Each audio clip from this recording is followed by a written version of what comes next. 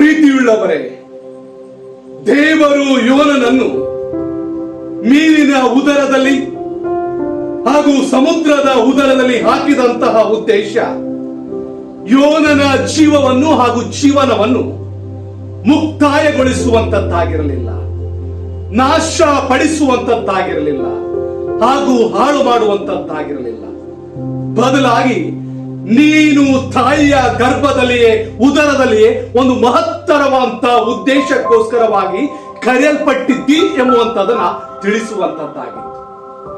ಈ ಸಮಯದಲ್ಲಿ ಯೋನನ ಬದುಕಿನಲ್ಲಿ ಹಾದು ಹೋದಂತ ಪರಿಸ್ಥಿತಿಗಳು ನಿಮ್ಮ ಬದುಕಿನಲ್ಲಿ ಸಹ ಹಾದು ಹೋಗುತ್ತಾ ಇದ್ರೆ ಧೃತಿಗೆಡುವಂಥದ್ದು ಬೇಡ, ನಿರಾಶರಾಗುವಂಥದ್ದು ಬೇಡ, ಭಯಪಡುವಂಥದ್ದು ಬೇಡ, ಚಿಂತಾಕ್ರಾಂತರಾಗುವಂಥದ್ದು ಬೇಡ.